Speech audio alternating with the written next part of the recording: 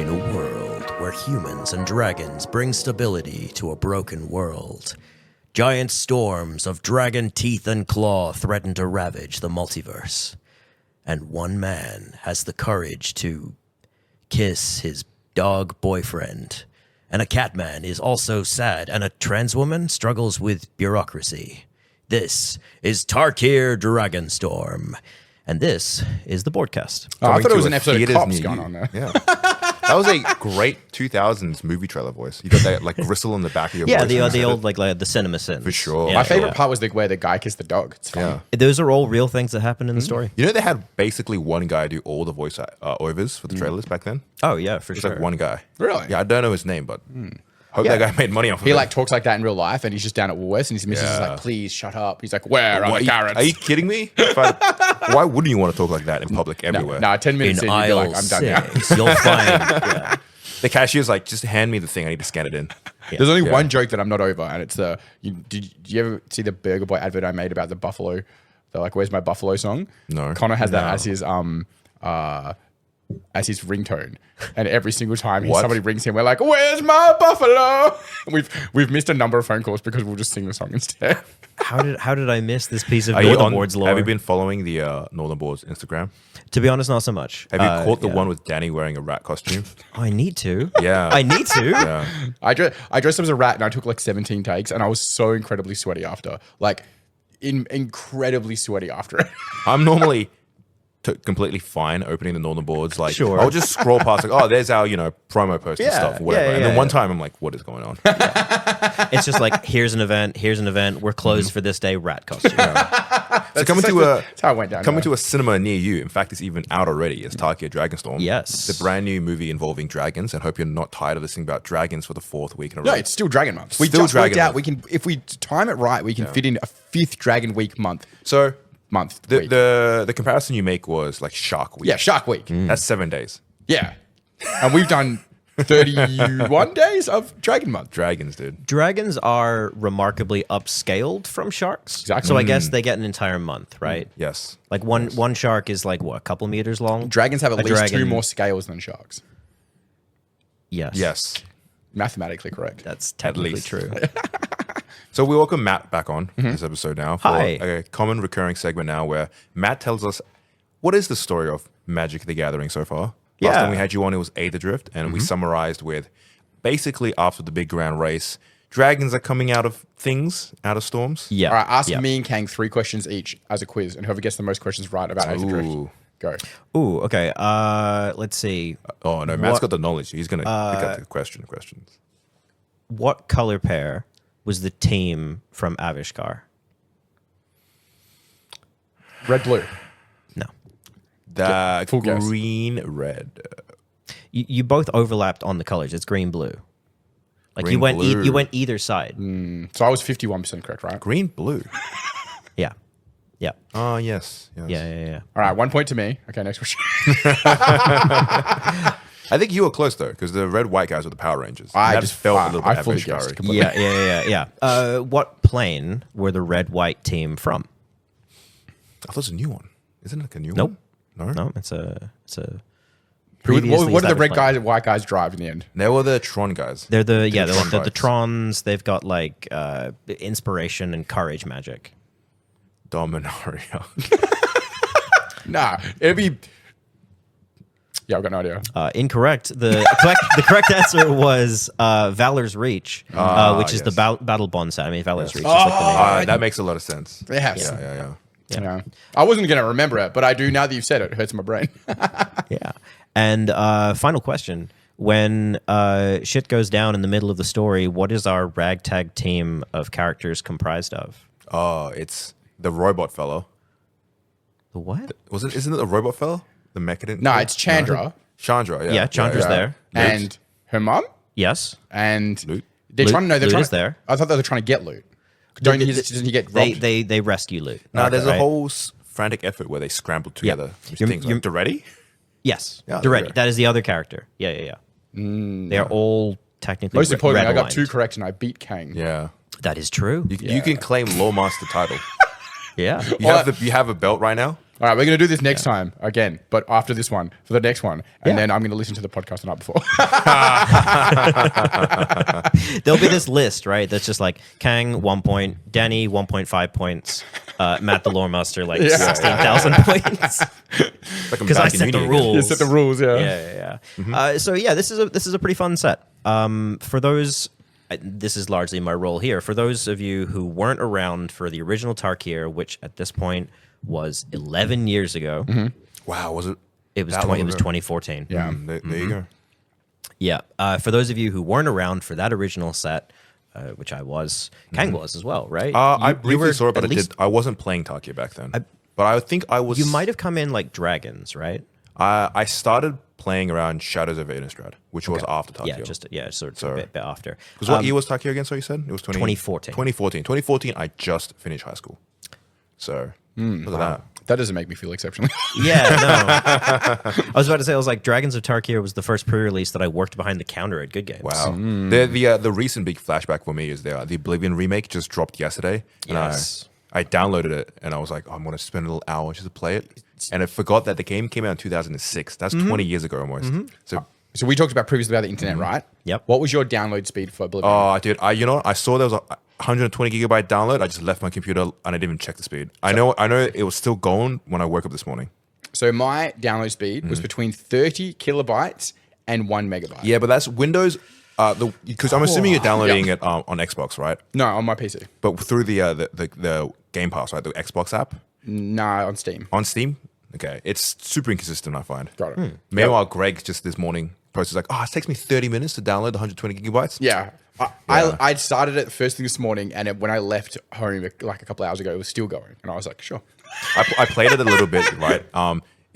It's crazy because every single fiber of the DNA of Oblivion is still there, down to the uncanny faces and the janky animations and the way it looks. They just look, quote unquote, prettier Yeah, now. but everything is super HD. But everything's like Unreal Engine 5 style HD. Yeah. So there's this like weird dissonance where things look new, but everything is still old school in the back end. Yeah. Like dude's animations and the combat. So my brain's like, oh, this is weird. Yeah, I've seen a lot of like hard cuts of old glitches, but with new glitches. They just look better, but it's the same. They glitch. look better, but same glitches. It's crazy that they, because the way they were describing it during the reveal trailer was that it still has the body. It still has the brain of the old Oblivion, but it's through the body, and they've hooked it onto Unreal Engine. So and the way the files work in the back end is that it actually still supports a lot of the old modding style of the old Oblivion mods. It still uses ESMs and ESPs. So you can use your mate's boob mod from last time. Yeah, but obviously anything affecting the new graphics won't be compatible. It's just it's a new character, but with old tits. Like square boobs come out. Yeah, this like multi-million polygonal like chest with then just these like 3 polygons. Just like dun, dun, I was super excited. The rumors leading into the Oblivion remake, I was quite excited. I was actually because the announcement trailer dropped 11 p.m. last night, and I was in the middle of my gym session, and I stopped my gym session, got into my car so I can watch it on my phone. I love the idea of Kang Forrest Gump running home. Like leaves his car at the gym and just runs home to download it. Like. Yeah. So I have 2 very important questions about this. Have you played Oblivion as well? Yes, yeah, I did play Oblivion way back in the day. I never really got into it, surprisingly. Again, because it's like for that time period, it's just a game that I missed without realizing I'd missed it. Yeah. And years later, when I play Skyrim, I'm like, oh, I would have obviously played this other one. I think I was too young to engage with it in a way that it actually made sense to me. Yeah. A couple of years after Oblivion came out, I then downloaded Morrowind and played the fuck out of it. Yeah. And then when Skyrim came out, I'm still one of those people that boots up Skyrim like every now and then and just plays for a bit. Yeah, 100%. Yeah. The truth is, Skyrim is still a better game overall, in my opinion. I'm a big lover of Oblivion, but Oblivion's like what really sells Oblivion is the storytelling and the atmospheric charm of all of it. The actual gameplay and a lot of the back end aren't as good as Skyrim. Skyrim is still strictly about a game. I think what appeals to me most is that return to real high fantasy, which I'm very into. Like, oh, dude. Like the people keep trying to make things too edgy, and like I just want elves and dwarves and humans and wizards with blue hats and pointy staffs. That and is shit. Oblivion and Morrowind still felt like back when RPGs were inspired by like Dungeons and Dragons. Yeah. Right? Like in Oblivion's character creator, when like you choosing your classes and like, there's the old school like painted drawings of like a wizard and apprentice and a mage and a warrior. So, and it's really feels that DNA of like D&D, and you walk out and it's like green lush fields and like classic old timey medieval villages. Yeah. And the king is played by Patrick Stewart. Patrick Stewart is the king. All right. So two important questions here. One, are there dragons in Oblivion anywhere? Are we going to come across dragons? No, there aren't. Sad. Not relevant to the episode. Dragons are the descendant of Alduin the World Eater, and Alduin the World Eater was defeated by the original Tongues back in the second age. Not a clue. I don't know. And they largely hail from Skyrim province. Jeez, Danny. Can't relate it back to here. Anyway, second question. If they've done a remake of Oblivion, that means, and it goes well, they sell enough copies, they potentially will go back and then remake some of their other games. Correct. Which of the Fallout games are you most keen to see again? The rumor is Fallout 3 is the next remake already. So there's already some leaks and rumors that Fallout 3 is in development already. Is that your preference? Probably.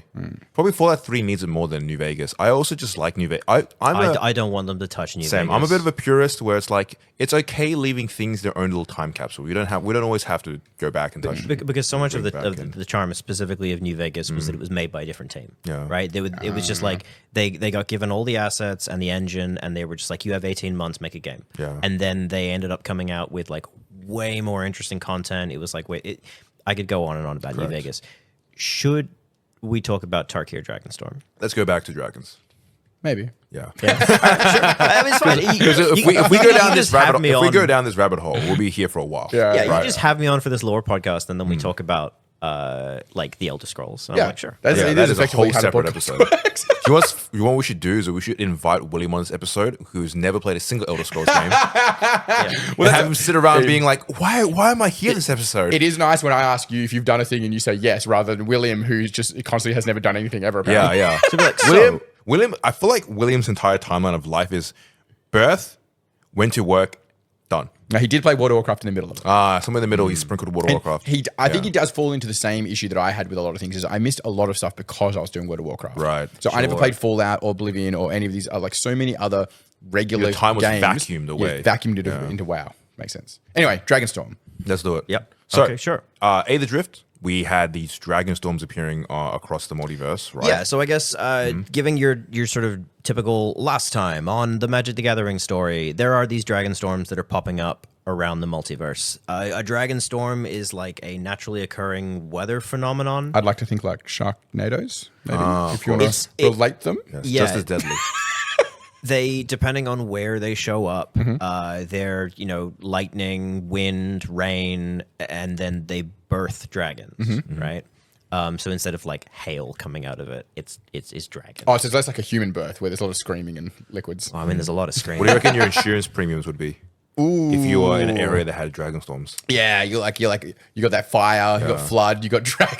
Yeah. It's like anyone who lives in Florida, right? Like, what is your insurance? Like, if you want to be insured for like hurricanes, what do you do?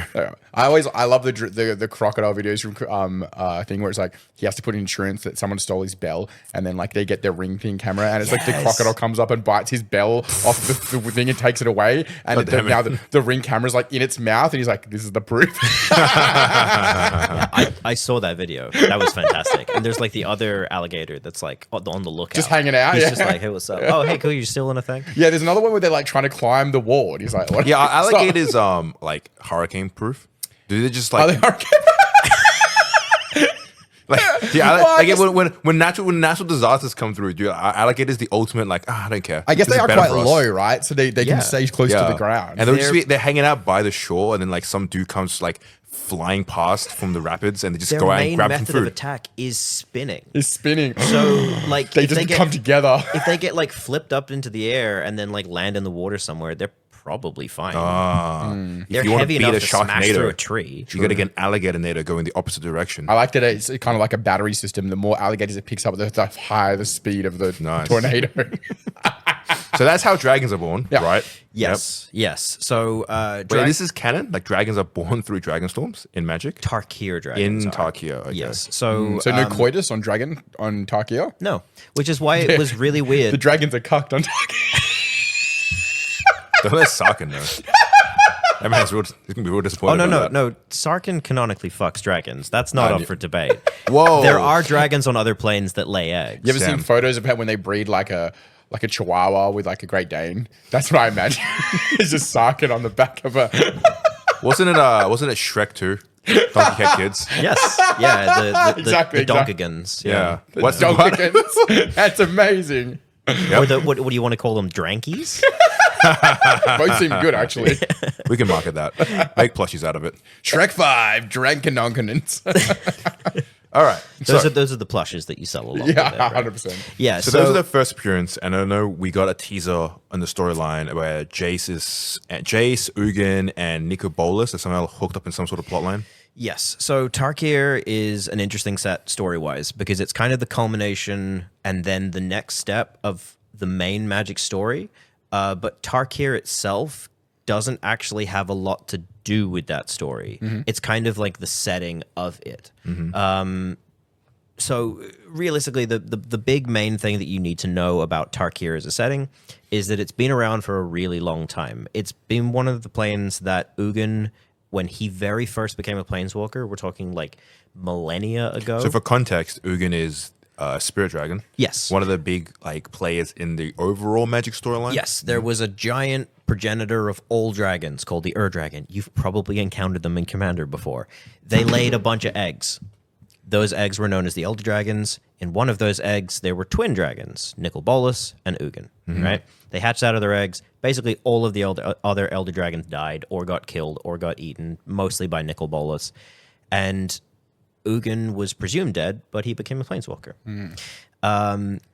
So did he like escape the decimation? Is that the whole idea? No, he Obi-Wan Kenobi'd himself. He hid in the desert. Yeah, he quite literally did. Like it was Nicol Bolas thought his brother just like fucking vaporized. Uncle Ugin living in the desert. You're actually not that wrong. And so then Ugin finds Tarkir. He goes, hey, this is a pretty cool place. And by being there as a brand new planeswalker, his magic becomes inexplicably tied to the plane, right? Like Ugin and Tarkir are inseparable. As long as Ugin is doing healthily, the plane is doing healthily, and the opposite is true. So right? Ugin's not like Ugin and Nicol Bolas actually aren't from Tarkir. No, they're from Dominaria. Oh, they're from Dominaria. Yeah. You should definitely know that. So then, in the original Tarkir setting, we got to see a timeline that doesn't exist anymore because the original Tarkir set, it's kind of hard to look back at it, but it was a time travel This is set. 2014 first appearance of Tarkir. It was? Yes, it was a time travel Yeah. set. Sarkin went back in time and fucked himself up. But long Yeah. story short, 2014 we had, because this was back when they did block sets. Yes. And so Tarkir was actually a 3-part set. Correct. Yes. And we had the first one, which was just Khans of Tarkir. Tarkir. Yeah, so Khans of Tarkir shows us a world in which 5 clans exist. They exist in 3 color pairs, or I guess 3 color Tries. tries. They're called wedges? Yeah.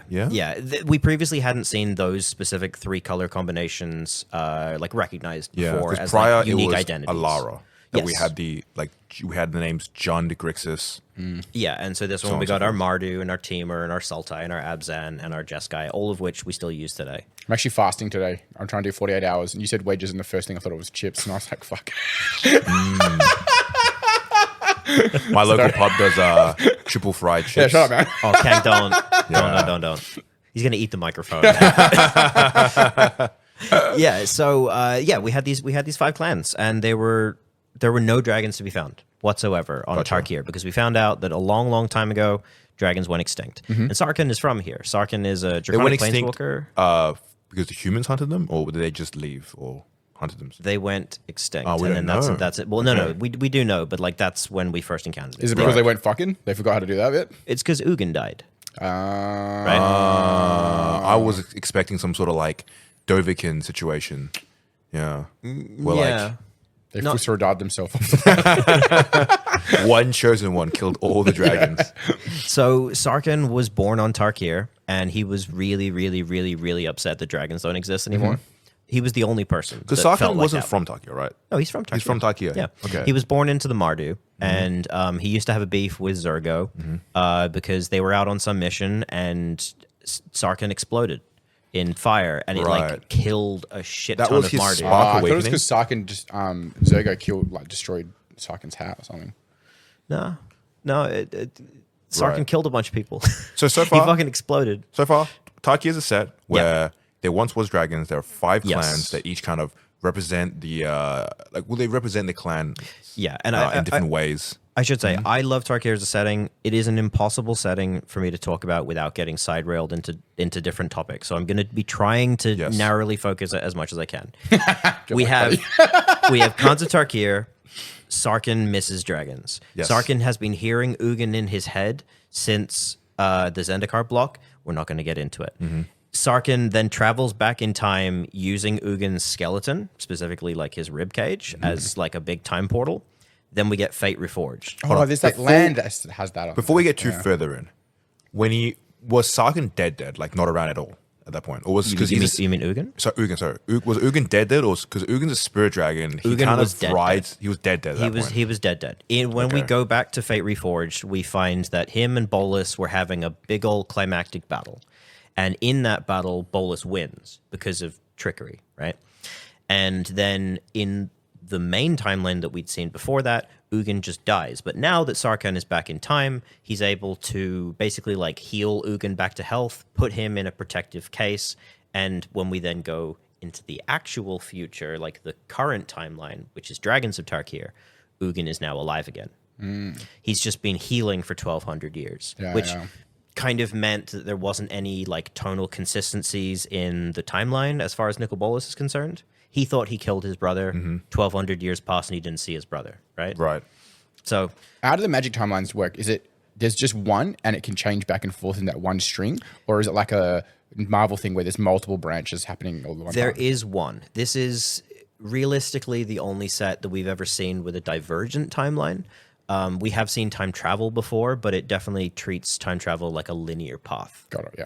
Yeah. Is that like a writing inconsistency or maybe like that it's intentional? No, it's definitely intentional because it was like one of the first things we ever saw where history was changed fundamentally.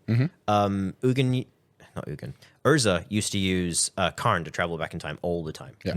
And he would just do a thing where he'd be like, all right, Karn, you go back in time. You're going to pick up this like artifact. I need you to wait in that cupboard for 1,000 years. And then he just opens the cupboard in real time and Karn's been sitting there for 1,000 years. Man, he's got to be doing Sudokus or something in his head. Yeah. If Urza rides Karn like a time machine. No. He doesn't ride him. He just sends him back. Yeah, because Stab. Khan could go through time because Because silver, right? is able to travel through time, which is the thing that we don't really All right, let's care about assume anymore. that in my version of this that he does ride him. Sure. Does he climb on the back of his shoulder and wear Urza treats himself like a backpack of Khan? Yeah. Or does Khan Like pick him up Yoda. and hold him with two hands in front of him like a princess being carried? No, it's Urza gets him like backpacks himself on front of Khan, Ooh, arms in around front. his neck, and So face to face? face to face. Love that. I was going to go with a Full Metal Alchemist like Alphonse Elric, where he like fully takes open his chest panel and it's just Oh, empty he space fits in inside, inside? Ooh, and then he Urza climbs fits in here. inside, right?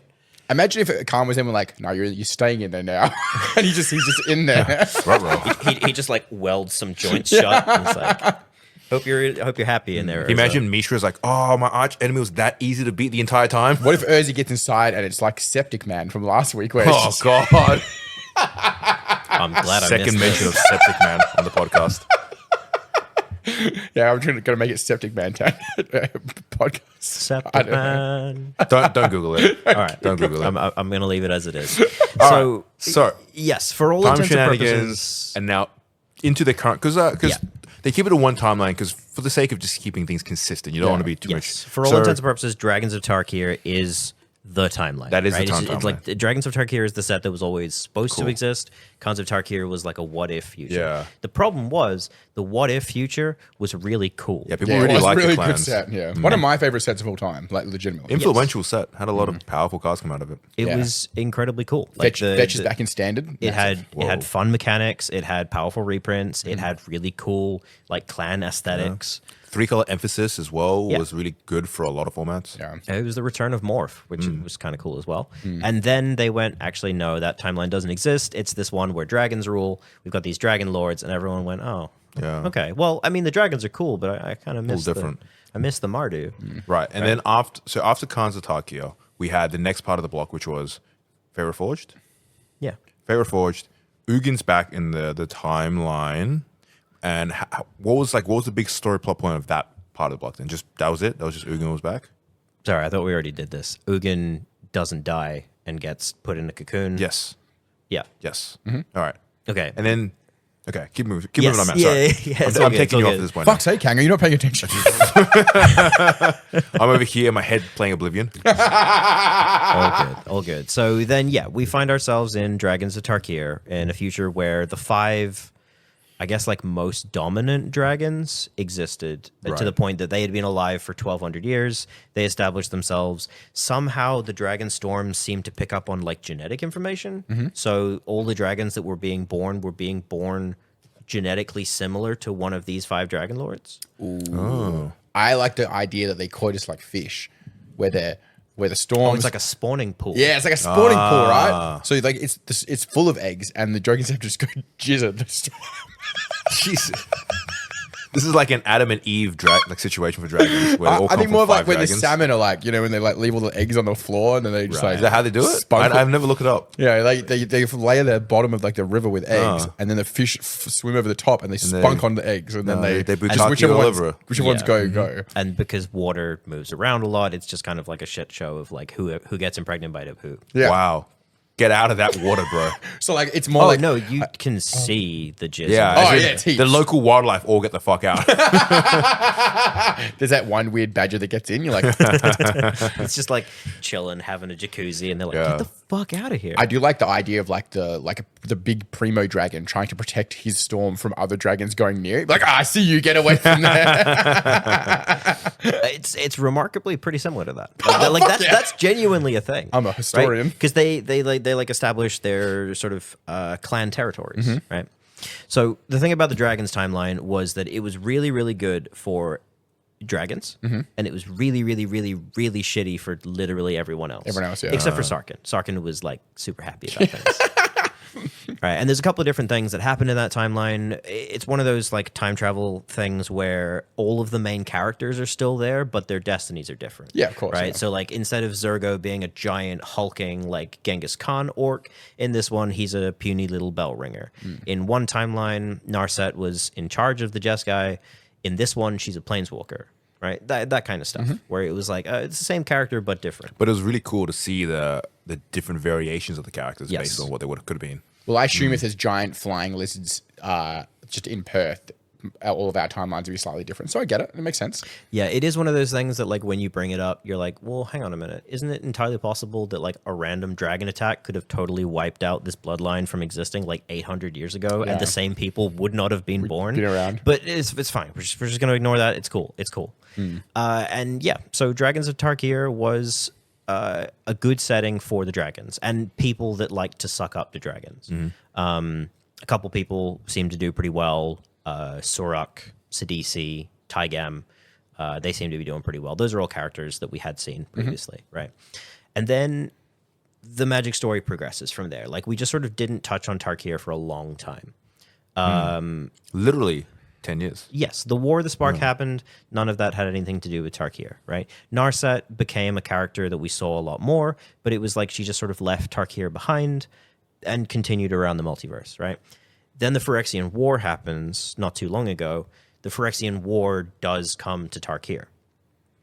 And as it sort of turns out, the dragons were actually really shit at defending from the Phyrexian War. They did a very bad job of actually looking weird. out for their people. Oh, Yes, they did a really Yeah, this Phyrexia just could avoid the dragons and just murder everybody else. yeah. I was gonna be like, Yes. how are the dragons losing to like robo people By not caring, I guess. by not caring? Just like Yeah, politicians, true. some would Yeah. say. yeah. They so got out themselves. the 5 dragon lords each were like very poorly equipped to take on the Phyrexians, right? Because you had you had Silumgar, who was like the greedy, like plotty dragon. So he like tries to collude with the Phyrexians, doesn't work. You've got Dramoka, who's like the controlling, like protective helicopter parent of an entire civilization. So she just like holes up behind her walls, doesn't work, right? You've got Atarka. Atarka eats things.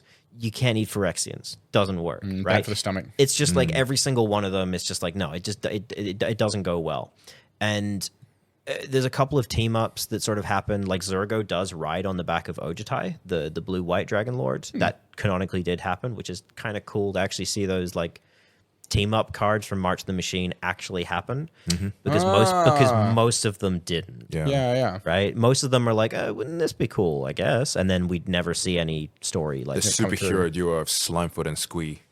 I wonder if you will get to see some of those things like encroach in the future or something. I don't know. Yeah, it's possible. And this is definitely one of those things where they kind of reference it. And you're like, hey, that did happen. In March really the Machines, briefly. those like duo cards, most of those like are like logically make sense, right? They're characters that are in the same universes and such. I hope that one day they do like a card where they all team up together like a Transformer and they just create one giant Megatron of like characters. And the name is just like the Magic Characters. Ooh, yeah. That was a joke, but sure. Coalition Victory. That's a card. Excellent segue. I was trying to come up with a cool like Avengers name for what you'd call the group of those characters. We had one. It was called the It was Gatewatch. called the Gatewatch, yeah. Yeah. But then it's not the same thing. All right, so and that's getting us closer and closer to current Tarkir. Yes. So Phyrexian War happens and it ravages Tarkir. Most of the Dragon Lords suffer huge casualties. So a lot of the Dragon Lords are dead? Well, see, Or the that's prior ones, the right? next thing, right? Okay. That's the next thing that happens is that before the Phyrexian War, plots were fermenting for rebellion against the Dragon Lords. And after the Phyrexian War is the perfect time to capitalize on this, right? The rebellions had been the ones that actually helped mostly defend and secure Tarkir. So they're the ones that have the most mobilized forces. The Dragon Lords are all in disarray. So they just go, cool, let's just like blitzkrieg, wipe them all out. And it kind of goes like that. They do a really good job of overthrowing the Dragon Lords. They literally throw them back into the Dragon Storms. Ooh. And it seems like the magic of the Dragon Storms like just a- like redistributes them. Someone gets in a fight and they put you back in your mum. It's like throwing the man back in the septic. Yeah, so they unbirthed the Dragon Lords. Yeah. Is that why we got baby versions of the Planeswalkers? No, I think that's just for cutesy art. That's sake. just for cutesy. That's honestly one of those things that I'm like, no, that's not how that happens lore-wise, right? But what if it is? What if they get put back in the coitus storm Ooh. and they're baby versions Come of back as inside? babies. It does seem like their genetic material or whatever magical essence is now up there in the storms, because it could like it sort of does like pop up in a couple of other dragons, like little bits and pieces. But at the culmination of that war, the 5 leaders of their rebellions who are like, I actually really heard about this clan stuff like 1,200 years ago. That was really cool. I think we should change back to that style.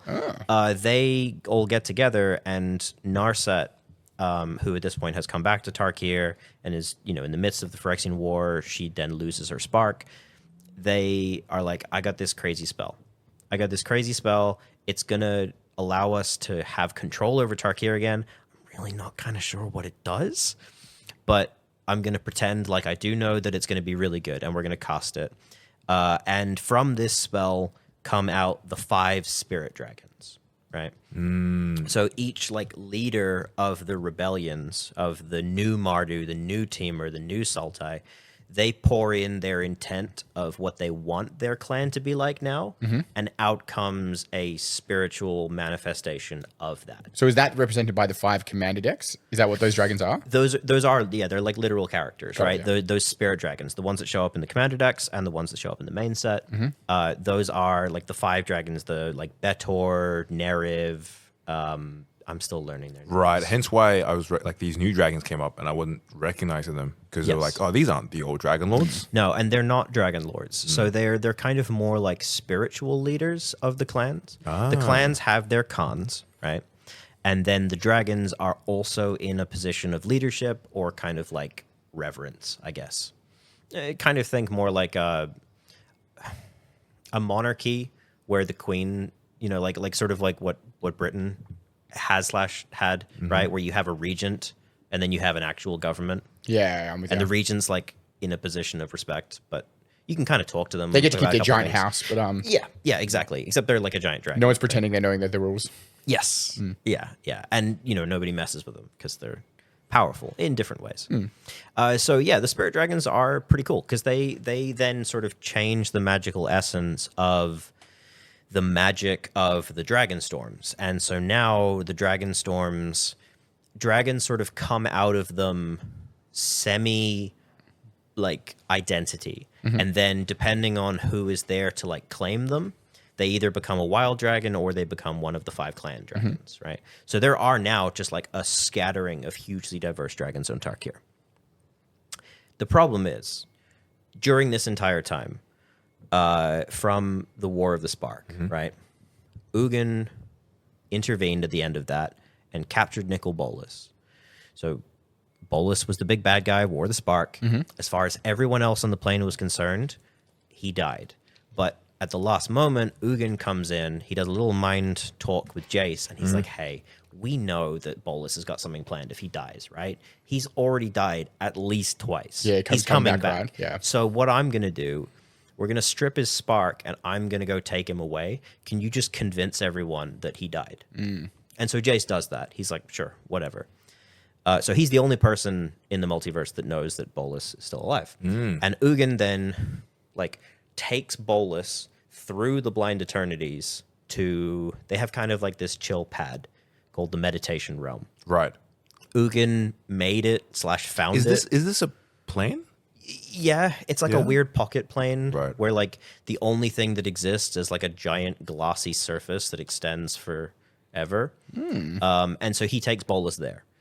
Bolas had claimed it as his own after a while, but it was Ugin's originally. Now Ugin has it, and he keeps Bolas there in prison. But that battle has been going on this entire time. And like the Phyrexian Is it like War, a physical battle or like a mental kind of thing? quite literally a physical battle, because it seems like a lot of it is based on the fact that when Bolas got his spark ripped out and then pulled through the Blind Eternities, it fucked him up physically and mentally to the point that he forgot his own name. He forgot who he is. And Bolas's confidence and like his, I don't know, sense of self is really important to his evil. So Ugin has just been like physically holding Bolas captive this entire time with his magic. So if he forgets who he is, like, is there still like inherent evil in him? Or is it like, Yeah. so you think it's like a redemption arc where he becomes like a good guy? No, there's a lot of malice in Bolas. He's just always a still. bad He's, guy. he's mad, but he doesn't know why now. He's just Yes. fucking mad all the time. Yeah, pretty much. And so it seems like as a result of that, the dragon storms, which are tied to Ugin's like health, are going out of control. Got it. Because he's like under constant pressure of dealing with this other stuff. Yes, he hasn't checked in with Tarkir in a long ass time. He probably has been too some busy. maintenance magic to do. So he hasn't been able to keep the stability of the plane going. He's literally been watching his brother this entire time. He doesn't have time to care for his kids, right? So Tarkir is, the dragon storms are getting fucking wild there. Like they're not just spawning dragons; they're physically changing the landscape to be more draconic. Like trees are growing teeth, mountains are growing scales where these storms are, and the storms aren't showing up and then disappearing. They're just getting worse. And now, of course, as we saw in like Aether and stuff, they're popping up on other planes. So this is now a big problem that's like threatening other people. Like on the dragon plane, like you pop up like it's a dragon tree. You're like, oh, interesting, dragon tree. But imagine just being on like a regular ass plane where you've got like regular trees and you turn around and that tree is a dragon. You're like, oh, that's what the fuck is going on there? I don't like Yeah, that I can pick not up good. an apple and I'm like eating away my apple and the apple bites back. Yeah, it's like, I think it's like one of these sort of like more like subtle things where it's like you see the way that snow like kind of dissipates over the mountain and you're like, that kind of looks like a dragon, and then it like fluffs its wings and you're like, oh fuck. Oh, fuck. So yeah, now this has caught the attention of Elspeth, right? Elspeth like ascended to angelhood in the March of the Machines Phyrexian War thing. Now she feels she has an obligation to protect the multiverse. She's like a big She's like superhero. big hero lady now. Yeah, Right? yeah. She like is the multiverse Superman, right? So she shows up on Tarkir and she's like, "Hey, we got to fix this." And she goes to Narset and she's like, "You used to be a planeswalker. Now you're leading the Jeskai. Let's fix this." And that's the start of the impetus of this whole story, right? Is like Elspeth shows up on the plane and goes, "We got to fix this shit." Right. Without a spark, how does Elspeth get there? Or is it through the portal? No, Elspeth, Elspeth is still has a a spark. planeswalker. Okay, got it. Yeah. She's an angel planeswalker, which I guess Is that she's depicted on the card Elspeth Stormslayer? Yes. Where she's like an angel now carrying a big sword and she's like all super powered up.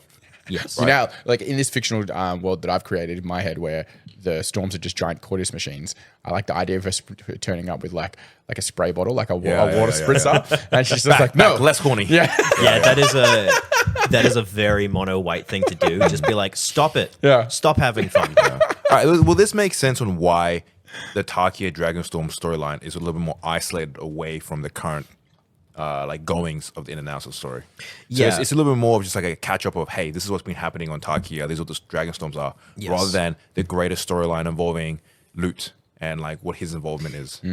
Loot does come into this. Okay. And that's the thing, is that the Loot storyline has its conclusion and then like continues on to the next point in this set. Tarkir is just kind of like the setting that's happening around it. Because while Narset and Elspeth are trying to figure out what's going on, you know, they go to the Abzan and they're like, can you please help us? And that's where the little story of like the trans woman struggles with bureaucracy kind of thing is. They go to Felithar, who's now leading the Abzan. She's a trans woman, but now the Abzan are like this big collective of families. So just to get troops to go to a one place to like save the world is like 16 different subcommittees. yeah. Right. While all that's happening, Sarkhan is on Tarkir, and he's sad and lonely and depressed because he lost his spark in the March of the Machines, and seemingly with that also really lost the ability to turn into a dragon. Right? He's a furry that lost his fursuit, and he's really sad about it. So he wants to go back to being a dragon, and then he meets up with Tygam. Tygam is in the Jeskai now, but he doesn't like it. He really liked the Dragon Lords being in charge because he was really good at kissing Dragon Lord butt. He's a Starscream. He was a person of importance. Yes, he is a Starscream. He was a person of importance in the Dragon Lord timeline. Now he's just like some guy. Yeah. And so he goes to Sarkhan and he's like, hey, you seem like you would be a really good candidate for the next Dragon Lord. Do you want to be a dragon? And then a Dragon Lord on top of that? And Sarkhan's like, yeah, of course I do. dip. Yeah, absolutely. What do I have to do? Oh, it's just this super fucked up, like, dark ritual. Oh, okay. We've got to find a dragon. We've got to torture it to near death. We've got to cut open its chest and then eat its heart while it's still alive. And Sarkhan's like, that sounds evil. But I like dragons. Yeah, exactly. He's like, that sounds evil. That really doesn't sound like what a predator would do. And I kind of pride myself on like the natural predator of dragons and all that kind of stuff. But fuck it, whatever. He does it. It then... So he does achieve that? Yes. you And he turns into a massive dragon. So we have the assumption, right, that dragons are big, right? Oh, yeah. So you let's say you kill a dragon and you eat its heart. Yeah. Is its heart like MC massive?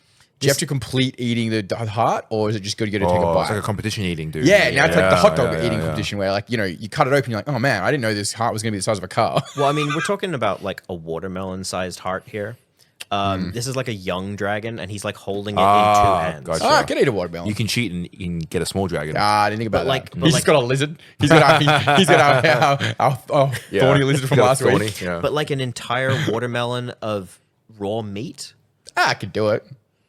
before the dragon I've seen dies. Liver King.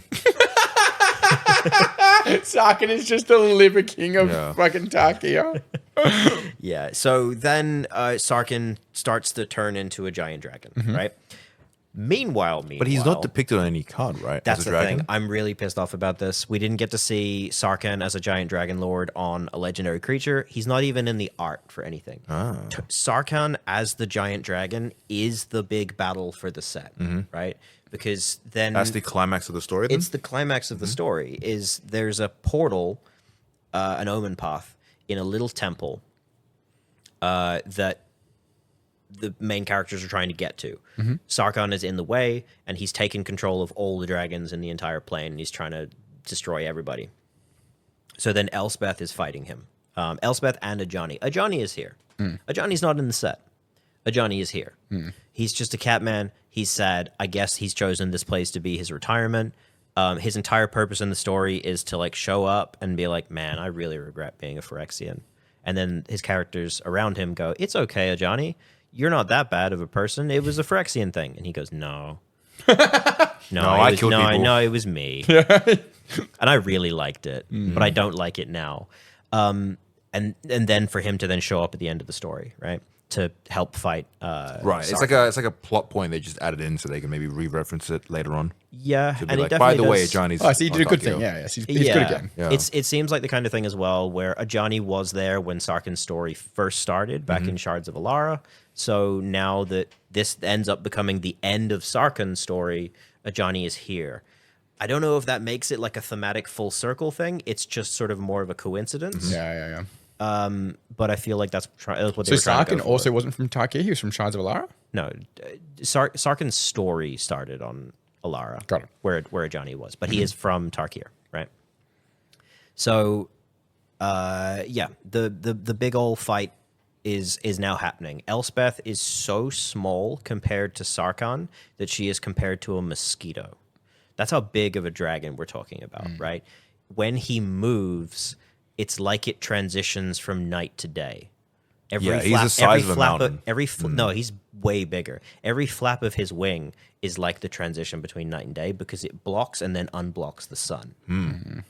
He is so fucking big, it is ridiculous. And the fact that it's not depicted on a card is crazy. Yeah, I don't get any of the storyline from the cards. No. That's the thing is that the story for this set doesn't happen in this set. Interesting. There's a couple of story spotlight cards that sort of like show like Narset and Elspeth Yeah, teaming up, and then like the Is the Abzan card fighting things. Call of the Spirit Dragons when they first bring out the Spirit Dragons? Yeah. Yeah. That's but that happened like before the set. It's just kind of like a hey, this is what happened on Tarkir. The portal is where the actual story is happening because it turns out that Omen path that's in like this weird temple in the middle of the Abzan desert is an Omen path, the Omen path to the meditation realm where Bolus and Ugin are. Oh. They have a door open there for him. There's one door. Convenient I plot guess. point, I see. Yeah. And as we established last time, Lute has a magic brain that lets him see all the Omen Yeah. paths, right? So Jace has been controlling Lute this entire C or time. seal? Sorry. C. C. C, possibly open and close, right? And so He's the key. yes, to everything, as his As card, his card depicts, Lute, the key to everything. So like while all this shit is happening, Jace and Vraska and Lute are just having a coffee in Sultai territory. Just hanging out. Yeah. And then they're like, oh shit, we should probably get to the temple. And Vraska has like a bit of a, I don't know if I really like this plan that we're going with. We don't know the plan at this point, right? It's just kind of like Jace has nebulous plans for Lute. Vraska's like, I don't really think I'm in for this anymore. And Jace is like, no, it's definitely going to work. It's definitely going to work.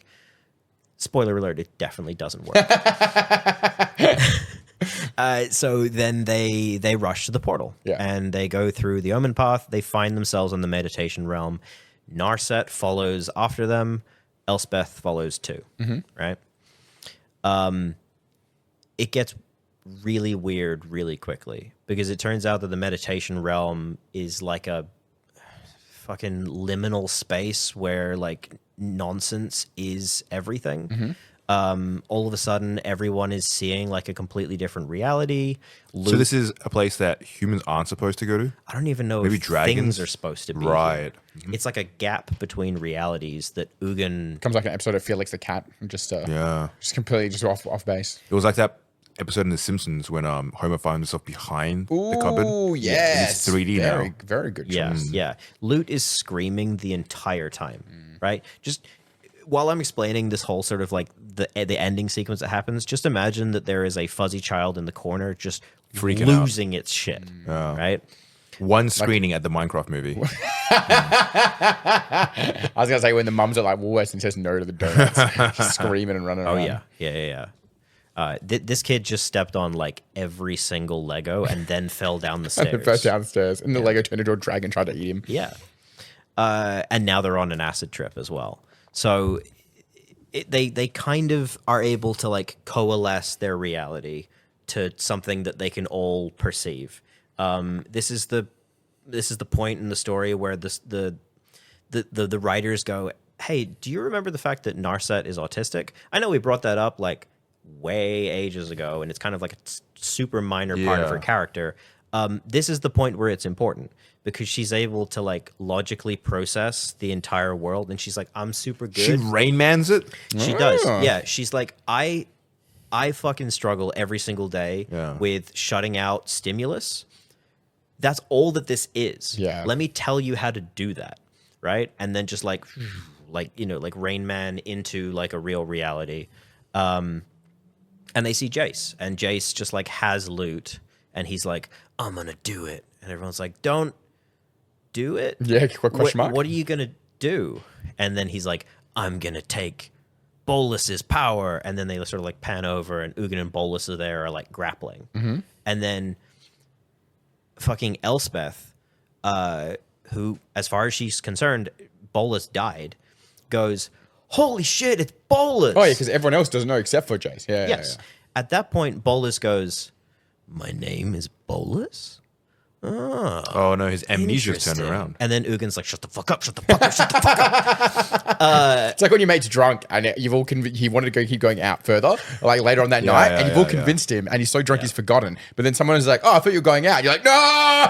Yeah. And so then Ugin's like fucking pissed, and he's turning to Jace. He's like, we've had a fucking deal. Don't bring anyone here. You don't come here. You especially don't tell my fucking brother that it used to be important. He is who he is. Yeah. Right? And then shit starts to spiral like out of control really, really quickly. Jace like jumps up on top of Ugin and like takes Bolus's gem that he had. It's one of these things. If you look back on Bolus's art, he's got like a the floaty gem, float- yeah. Oh, yeah. It's like it's super important to his power. It's like his crown. right? Yeah, kind of. Right. It's like a magical whatever. Ugin took it, right? So he's got it now. Because apparently Ugin had it first, I think, is the way that they established that, like when they were kids. And so then Jace takes it, and he's like, I have the power! And he's like, I'm gonna fucking remake the entire universe. Turns out that this like meditation realm is the nexus of everything, and I'm gonna make it so that the Phyrexian War never happened. Oh. He's gonna, so this is so in the- he's quote unquote gonna fix everything. The Yes. League of Good. Yes, and Vraska's Trying to like, work out if he's turning into a bad guy or something. Yeah, but you know how when much. people have good intentions and it ends up being bad overall? A few Germans had those. Yeah. Oops. I did not see that coming. Yeah, so Elspeth is like, no, that's a fucking terrible idea. And Narset's like, yeah, that actually is a bad idea. Like, the Phyrexian War was bad, but there's been a lot of really good character development since then. You Yeah. can't just, like, change reality. That's got ethical implications out the wazoo. And Vraska's there, and she's like, don't. That's just like, Don't- are you breaking don't. up with me? Yeah. She's like, I actually kind of like our life now. And this entire time that we've been like traveling around with loot, trying to like figure out how to get here, I guess, I actually kind of really liked being part of a family. Don't change that. Revert all the way back. Yeah. And then Jace goes, no, I'm the smartest, and explodes. Oh, wow. Yeah, he like there's a point where he's starting to like change reality, and like he starts to become the horizon, and like the whole meditation realm is becoming Jace's face, and then it like shatters into a trillion pieces, and he goes, and then the gem just kind of like clatters on the ground. So this is like the Homer Simpsons episode. Yeah, he's gone somewhere else now. That Jace is now just somewhere else. Yeah, so Or I think- is he something else? yeah, it's like he tried to become the thing that remade reality, and then reality unmade him, or something like that. I don't know. It's really fucking ambiguous, because there's even like a post-credit stinger where it's like the meditation realm is quiet, and a blue cloaked figure slowly starts to appear. He's Dr. Manhattan himself.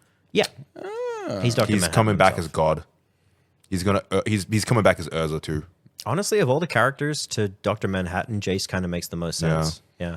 Because he's got that same kind of like detachment from like ethics and morality. Yeah. The whole like I'm better and smarter than everyone else. And my Ozymandias. superpower is my intelligence and science.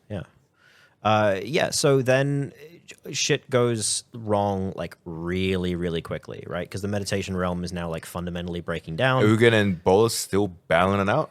Yeah. Still wrestling? Yeah. They like wrestle. They've been wrestling for a and- while, right? Wrestling for a while. Yeah.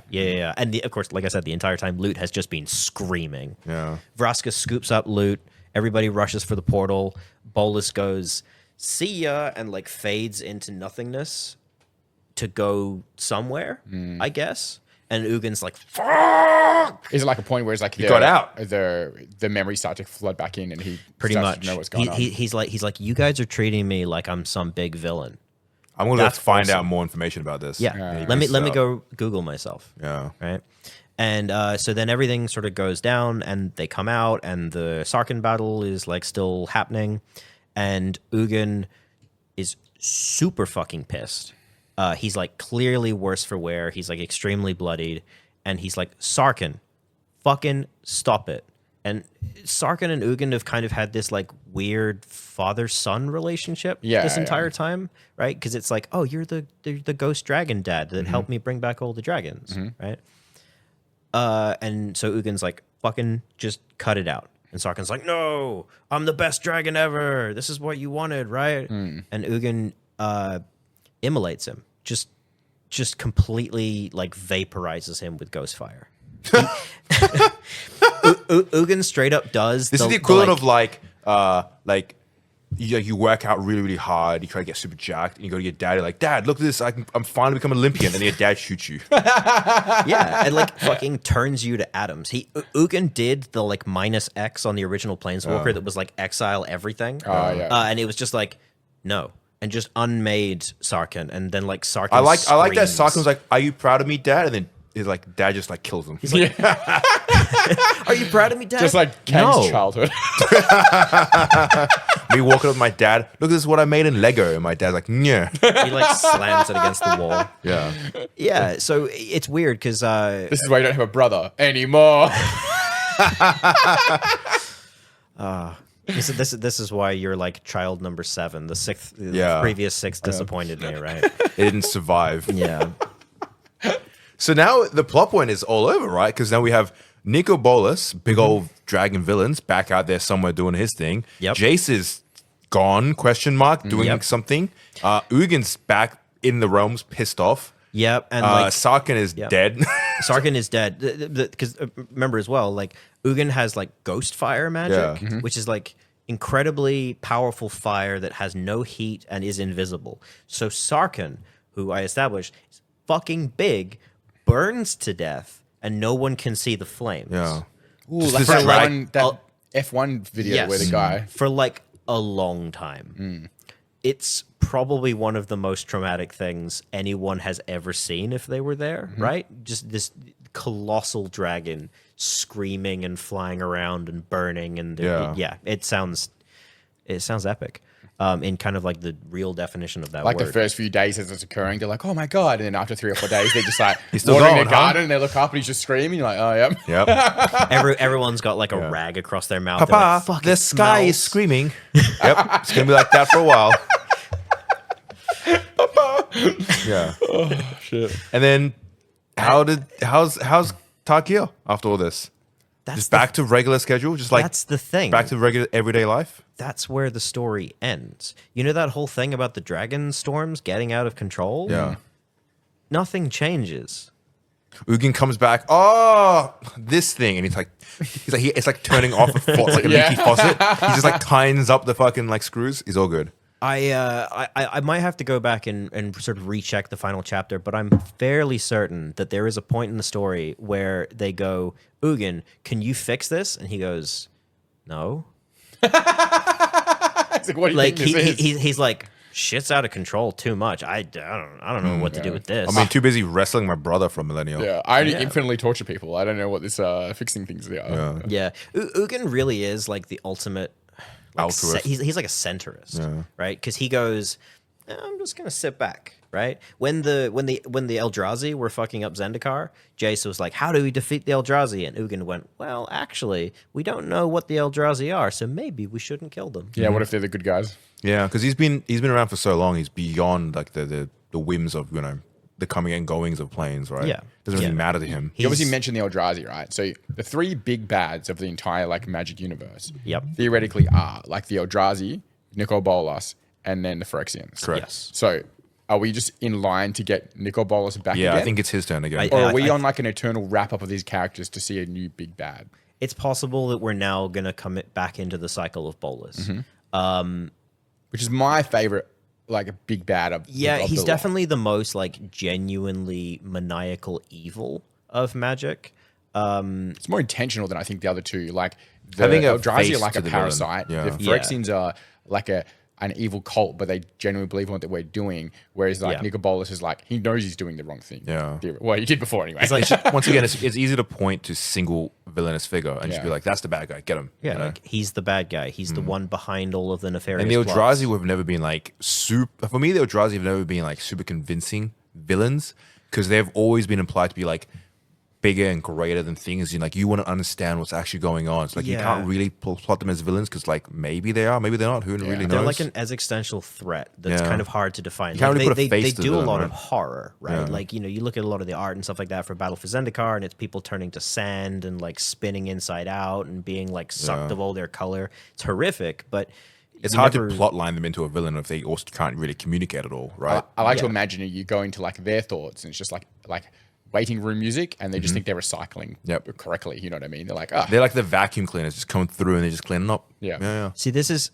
a thing that has happened more often than I think we give credit to. But Danny, you just made a joke about a thing that is actual magic canon. I'm super smart and I know what I'm talking about all the time. Like that's literally what happens when you try and like look inside the minds of the Eldrazi. Is that it's vacuous nothingness, except for Emrakul.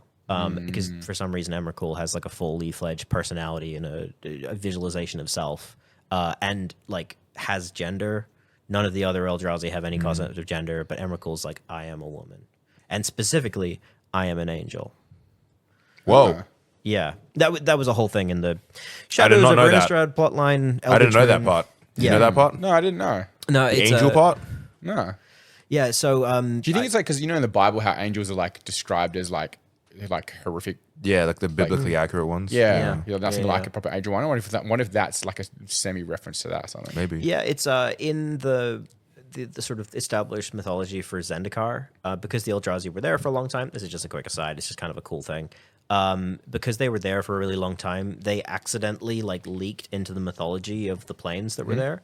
So especially the Merfolk. Oh, yes, yes. The Merfolk established them as like gods, and they called them Emeria, Kossi, and Ula, I think. Yeah, Right? that's the There's a land that has them like a statue. correct. Those are the showing cards where you see them on like the bas Yeah, relief where it's statues like their carved into the silhouette. walls. Their silhouette looks the same as an Eldrazi silhouette, Yeah. but they give them different features. So for Emrakul, she has big wings like this with like ribbons that are flowing down. Yeah, Right, yeah, hence yeah. the- I'm It's making like tentacle- I'm making it's like a big tentacle wing wings. gesture. Yeah. That doesn't translate to audio, but I'm going right.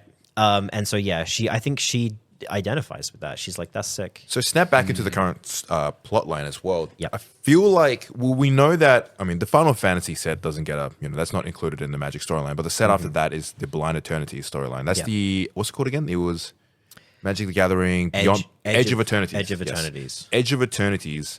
Notably, how do you feel like this set is going to relate back into the current storyline? Because we are talking about now the Blind Eternities, which are essentially the space between the realms. Yeah, like every other Magic set that's come before this in the last year, maybe year and a half, I've looked at the end of the story and I'm like, I wonder where we're going to go from here. I guess we're going to go to the next plane and see what happens, right? Yeah. Because like loot has been this through line, but each of the stories have been like this sort of segmented, episodic kind of thing. Do you feel like the next one's going to be way more focused on Bolas? Because we know that the Edge of Eternities is featuring a lot of Tezzeret art, and Yeah. Tezzeret in the past has worked with Bolas. Yeah, he has. I don't want Bolas to show up straight away. Right. I Let would it like stew a little bit. Yeah, I wanted to stew a little bit. But yeah, it's really hard to predict. Like I would love to have Edge of Eternities be largely disconnected from fucking everything. Like Tezzeret has run there, and that's it. Right? Like it's just all new characters. That'd be cool. It would make a lot of sense because the Edge of Eternity set is effectively a sci-fi set, and they've Yeah. actually Wizards have come out and called it a sci-fi set. So I've been quite busy and I haven't actually seen any of this. So I started Googling as we're talking about it. So like the two commander decks appear to be Yeah, like some one of them sort is a whole ass spaceship. Yeah. Yeah, well, it's like what? Esper robots versus Jund bugs? yeah, it's like flying bugs. It looks a lot like the moth kind of creatures from the Doctor Who set. Interesting. Oh yeah, the Vesperin. Yeah. Oh, It's yeah. very, very similar. So that's Yeah. that one's black, red, green. This is a set that is thematically different from any other Magic set, really. Right? We've had one sci-fi like space referencing set, and that wasn't on the set. That's like an April Foolsy jokey style set. It's a new genre that Magic hasn't touched. And before. now instead of fantasy, we're going into the realm of science fiction and giving that a go. I'm personally very curious to see how it's going to land. I like my sci-fi. I know some people are really fiercely like against this set, but we'll see how we go. Yeah, I mean, the last like 7, 8 Magic sets have had something that was like interesting and unique about them that a lot of people went, I don't know if that'll work in Magic, right? We've had racing, we've had westerns, we've had a plane where everyone was a tiny cute little animal, we've had 80s horror, right? Like all of those, if you predicted them like, I don't know, 10 years ago, most Magic players would have gone, what the fuck? Yeah, we talk about this a lot. It's like I think as a long-term Magic player who is very into the high fantasy of what it was like 10 years ago of sets. If I just jumped into it now, I'd be like, what is going on? This is not my game. Yeah. But the gradual shift across and movement into different stuff, I'm as into every new set that comes through as any other set. If you just embrace the idea that every set is going to be a different experience, like a different flavor on your palette, and you'd be like, oh, this time it's westerns, and this time it's horror. Yeah. You'd be like, oh, cool. Every time you go in, it's like something fresh. I always think that about how I think they misguided the beginning of Universes Beyond by starting with the Walking Dead one, because there was huge uproar at that time that they would add in like real humans, and it was such a juxtaposition of Way too tonally different. Yeah, way too totally different. Whereas if they'd slowly edged their way in by slowly shifting into the stuff, it would have made way more sense. Imagine if the first Universe Beyond was like Lord of the Rings. And I think if Right. once Lord of the Rings and then like 40K, which is like a huge difference, by the time those come around, everybody's super on, like most people, not everybody, but a lot of people are super on board with it, and it makes sense now. People were quite okay with Lord of the Rings. Yeah, and a lot of them would have had ways to establish themselves into kind of the Magic canon as other sets came out, right? Like imagine if Walking Dead came out alongside Duskmourn. Yeah. It would have felt pretty much exactly the same. Yeah, you're absolutely right. Right? Now- It's just like zombies and guys with baseball bats. Now that Tarkir Dragonstorm has been out for a while, and we've got that big story recap, do you have a favorite dragon from Tarkir Dragonstorm? And do you have a favorite card from Tarkir Dragonstorm, Matt? Okay. So one of the things I didn't touch on in this, and it's impossible to go into it in any real capacity because it's just self-wankery at this point. There are a ton of side stories for this set, right? That are all about Tarkir. I've touched on a couple of them in that like intro that I did, where there's a love story between a dog and a boy, right? There's like a whole bunch of other stuff happening. There's like a zombie rites happening with the Sultai. There's like people catching lightning in a bottle in the Mardu. There's like a spiritual sickness happening with the Temur. There's really cool stuff. That's the shit I love. The storyline is there. Tarkir is more interesting. Yeah, those storylines, like I love the clan storylines. I would have loved more to learn about the lore of where the clans are placed in their own realm, rather than Sarkhan become big, Sarkhan die. Yeah, I highly recommend checking out the side stories. Gotcha. Just like 100% go for it. There is one Because we have side so many story for brand each new clan. faces, right? Like Eskia is the new leader of the Temur clan. Yeah, Eskia Yeah. might be my new favorite character. She might be close to my favorite Magic card. Is she related to the Dragon Claws? So Dragon Claw is a title in the Temur. My favorite character in this new setting is not in the set, which is fucking frustrating. Because they set up specifically when they talk about the Temur that there are 2 leaders. There is the Dragon Claw and the Twice Whisperer. It's basically like the military leader and the spiritual leader, because that's very important to the Temur, is like communing with spirits and that kind of stuff. Yeah. Twice Whisperer is nowhere in the set. They're referenced in a couple of flavor texts, but Eski gets 2 cards, and the Dragon of the Temur gets 2 cards, and the Twice Whisperer gets no cards. I think it falls into the same thing we've talked about before, where it feels like there's enough stuff here to be the 3-block set, but you get pushed into 1 block of cards, and it just doesn't do it. Like something like Aether Drift, like maybe there is more, but it feels like that's a 1-block set. Yeah, You can Aether knock it Drift out. felt like a start to finish storyline, which is appropriate for a race set. You know, you were supposed to go through from the start to finish and just experience all the stories along that road. Everything else is less important, and it's multiversey, so you're never going to get the intricacies of each universe. Tarkir is very clearly we're revisiting Tarkir. This is the set. Let's learn about Tarkir. It's a whole ass setting with like an entire history that it previously had. It has 2 like established histories. It then has 1,200 years that happened between Middle those. time, yeah. It then had 11 real years that's happened since the last time we went there and here, and like shit's changed. They've been through a bunch of I different wonder things. if it's always going to be the case where when you have very fan favorite sets, when their first inception was such a big part of the storyline. Because when Tarkir first came out, it was a block set, right? So we were there for a while. We had a lot of time to flesh out the storylines. And we're never going to get that if we have single set release. Yeah. Yeah. I assume it's got to be a fiscal decision on like Hasbro's choice, because every time they have to come up with a whole new plane and a new storyline, it costs them money, right? Correct. So it makes sense for them, like production wise, to stay in the same zone for 3 blocks. Yeah. But it must be showing like diminishing returns of the- for people Absolutely. buying. The third set problem was a massive financial thing for WotC, where like they would see like 75% of their sales were distributed between the first and second sets, and then 25 for the last set. Got it. And they effectively all cost the same to produce. Yeah. I guess that's why for a while there, they then did do 2 block sets, and they were Yes. trying to see if that would be the And difference. then they found that there was also a drop off there where it became like a 60-40, right? And they then were they like, tried the Aftermath style set release, and that didn't work either. I guess what's good for storytelling isn't what's best for making money, right? Course. Yeah, And for the vast absolutely. majority, if I was to make a wild guess, 80% of Magic players probably don't actually even know the storyline really. Yeah. They just be like, this set's come out, it's dragons. Yeah, That's I mean, what I care and about. that's Yeah, why true. I think I'm so keen to talk about this stuff, is because since the day that I started playing Magic and like knew about the story, there have always been people around me, and a majority of players around me, that have either never touched the lore, have huge misconceptions about the lore, or want to know and have no idea where to start. Yeah. So you just talk about it, right? I guess it's different too as well from the most of the initial stories had books and like actual things that Yeah. go along with it as well, which is definitely something you don't see now. Do they still do the monthly lead up of story like posts on the website? Yeah. So where I'm getting all of this is it's an important part, right? Where I get all of this information from is from the Magic website. On the Magic website, I've had it bookmarked since forever, even when they updated to a brand new site. So I don't even actually know what the URL is. But they have It's a on the Magic homepage. If you just Yeah. look up Magic the Gathering story, I think Yes. it takes you right there. There is a story tab. It can be sorted by plane.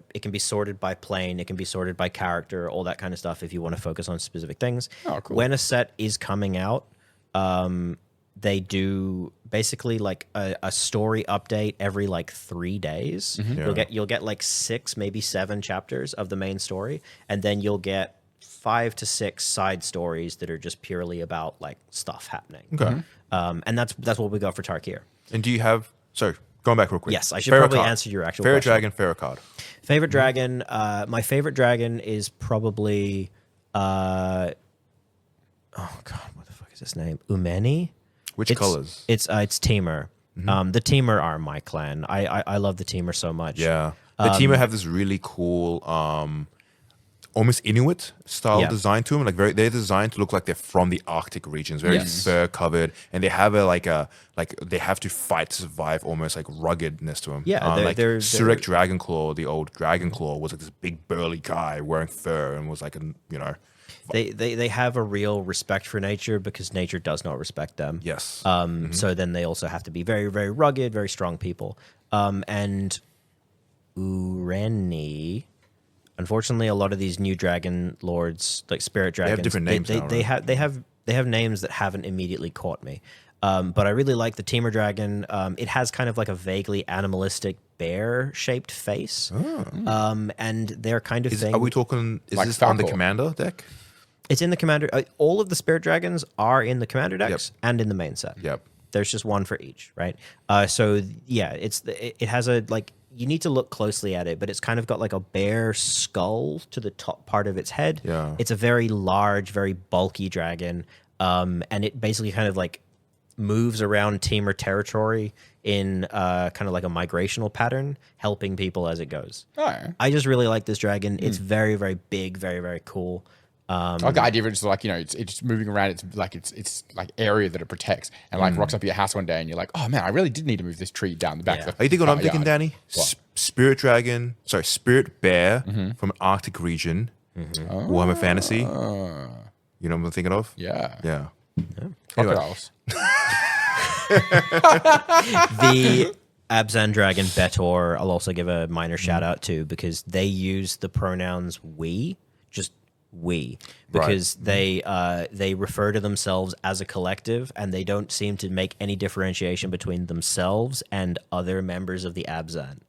You ask them a question, yes, they answer for the culture. The Abzan have always been a fucking super like highly weird, collective cool. of people. That kind of feels like when you ask like your partner, like, what do they want for dinner? And they're like, oh, I don't know, I'm easy. And you're like, no, easy would be a real answer. They're like, how many guys are coming? They're like, we're coming. They're like, It'd be like- if you just tell me how many, it would be good though.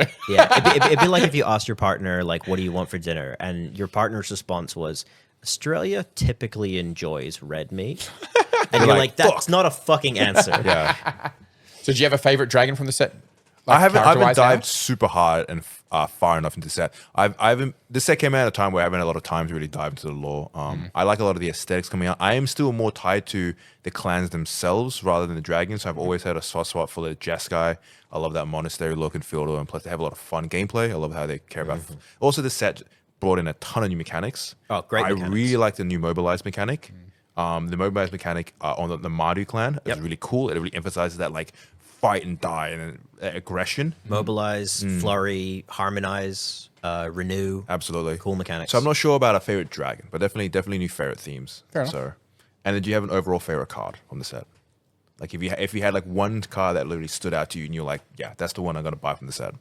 Oh, it's Tursa Light Shatter. Ooh, I know that one. The mono red orc legend. 2 mana? 3 mana. 3 mana. I've been playing with and against that card in Highlander recently. Yeah. And it's fucking great. It feels like a mix between Lelia the Blade Reforged and Fable of the Mirror Breaker, whilst also having like a red version of Recursion. It's great. It's Do you have a favorite clan, Danny, overall? Like have a throughout favorite. the years. I like the Abzan a lot. Yeah. They're The whole visual. like spirits and ancestors. Yeah. Where when they fight alongside their ancestors too. their aesthetic of their armor and their like vaguely Arabic architecture and stuff like that in the things was also very very cool. Like on Onslaught sets, there was is Onslaught on Dominaria as well, right? Yeah. Yeah. The clerics on the continent of Otaria. the clerics and the characters from there have these like weird kind of like Like the wicker baskets. wicker basket kind Yeah, of like that's awesome. armor, That's and awesome. I really like that same aesthetic that's pushed into. It's funny you Abzan. mentioned the Abzan having a very like Arabic aesthetic. When I was building my Hazezon Tamar deck, and Hazezon Tamar is a commander that cares about sand warriors, and he's like very Arabic inspired. I built that deck entirely with the idea of I want to make it more like the Saracens, a very Jerusalem-y style, like Arabic themed. And a lot of the cards that I was grabbing from were from the Abzan because it made a lot of Yeah, references to for like sure. sand warriors. And, Yeah. you know, They're Arabic. the hardy sand people. They have like large migration. They're kind of inspired by like Byzantine, Very. like sort of stuff. There's a little bit of Egyptian going Yeah, on there too. They're very cool. I mean, I love the way that the clans look. They're very much inspired by like slices of real world history. Yeah, and it's especially while we're just talking about like aesthetics, I really want to talk about the glow up that Sultai had this set. Yeah, Sultai yeah, had right. such a glow up, and I think it's a really important one because of the way that they did used to depict the original Sultai. The Sultai are heavily inspired by like Vietnamese, Indonesian, like jungle cultures, Southeast Asian-ish. Yeah, Southeast Asian, and in the original Tarkir, they definitely had like a villain slant. Yeah. It was like the They also were- dangerous. In my opinion, orient. of the clans, they had the least like development in a clean like placement. Like Yeah. every other clan felt like this is like a very like this is from this part of the world. While the Sultai were like they weren't really placed anywhere in the Well, world. they're all Yeah. pests, and they're all like snake zombies. and they're all Yeah. snake people too. So I couldn't. It was well, mostly like a lot of them were snake people, right? Yeah, so it it's was- hard it was- for it me was to like- feel related to them. It was like snake as a clan. people and zombies, Yeah. and and like all the people were really sinister. They were and stuff almost like, that. like South American inspired in a sense, almost as well, right?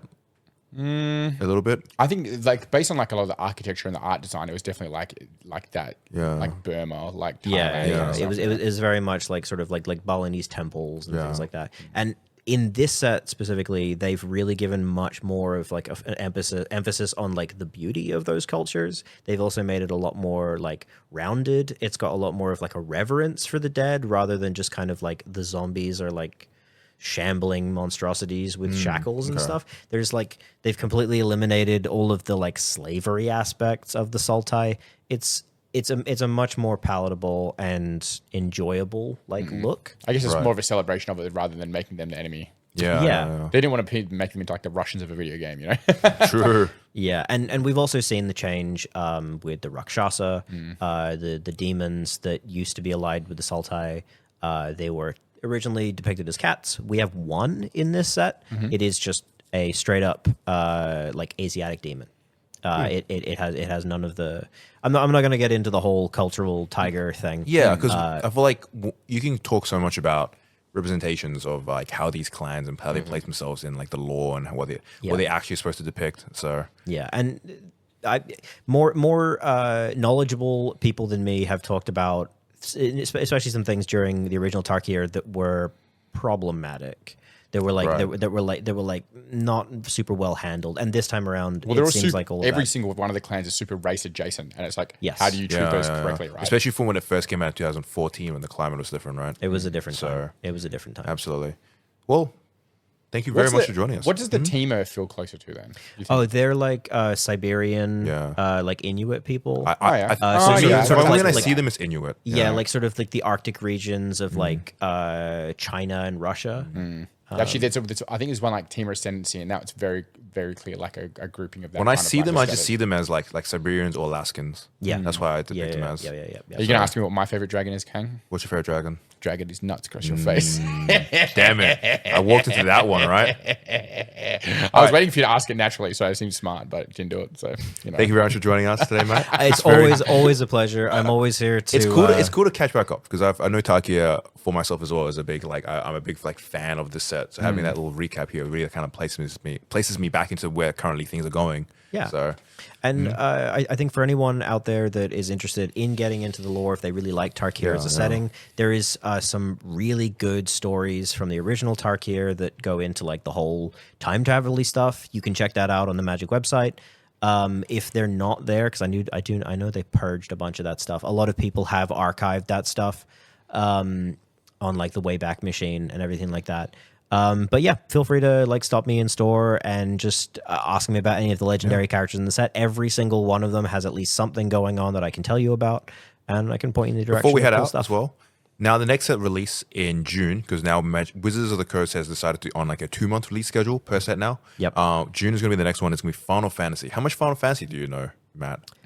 Little to none. Little to none. I So mean, like it's like for our lore cultural episode, osmosis. then we're going to go do some digging. Are Yeah. you an expert at Final Fantasy?